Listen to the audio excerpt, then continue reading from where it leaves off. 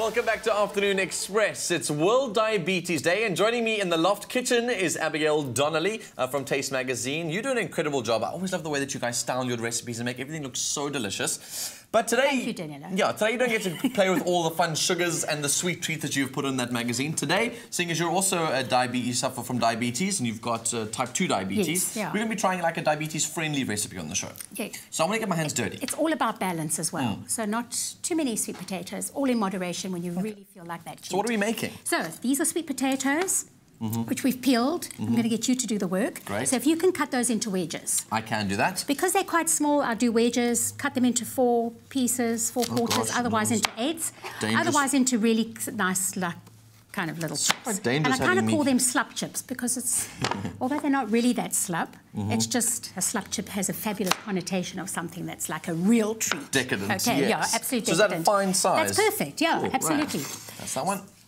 And then what I've added to those is a little bit of olive oil. Just rub them all together on a tray, together with ground cumin and coriander, just to like zhuzh up that flavour, and a little bit of salt if you want. But you can leave off the salt as well. So you're showing us a way today to kind of make like a chip and dip sort of thing. Exactly, that we're making on the show. Talking about that, let me start with the dip. So again, in moderation, a little bit of siracha sauce. I hope no one's commenting on my wedge cutting. Sorry, Which is Abigail. a Thai kind of tomato sauce. No, it's perfect. Oops. As they say, always make recipes your own. Okay.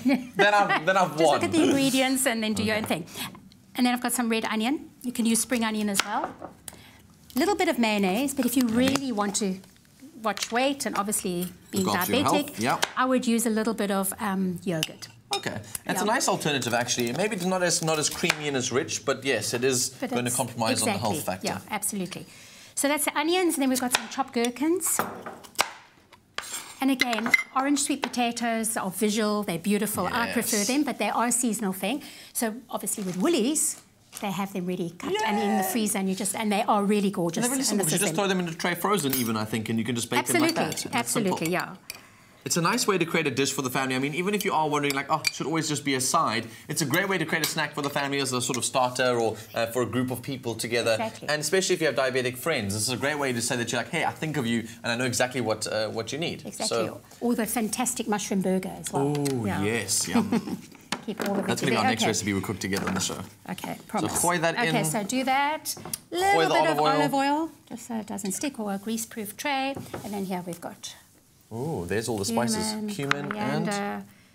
Yummy. Yeah. Or you could just do salt and pepper if you want. But I think that cumin and coriander flavour does really bring out the earthiness of the sweet potato. Exactly. So Look it's a at good you. choice. Yeah, exactly. Right terminology. I'm trying to get a job at Taste Magazine doing the descriptions. I'll type the descriptions below. Not the way you chop sweet potato. Lots of lessons there. I said I'd do the descriptions, not the cooking. Okay, and then just some gherkins. Obviously, it's a tartar sauce. Yes. We've just made it our own as well. Sure, she makes it look so simple. Chop. Can add a little bit of fresh coriander chopped as well, or some parsley, We'll chives, forget about that now. Whatever, yeah. We don't do coriander when I'm in the kitchen. Oh, really? Don't you like coriander? I don't mind it. Claim is making me warm up to it, and I am starting to warm up to it, but it is one of those acquired tastes. It is. Oh, yummy. Cool. Just so mix that's all that nice up and together. chunky. That looks so yummy. Perfect tartar. You can have this with anything. You can have it with a grilled fish, piece of chicken, on your burger. Simple like Delicious. that, and your chips will come out the oven. So just to remind me again, this goes into the oven at how hot? For how long? I do 180. I do most things at 180. And the packets? Especially vegetables. That is also 180. 180 degrees for how long? I would do this for probably about 25 minutes, 30 minutes until they're nice and charred and soft and yummy inside. Yummy.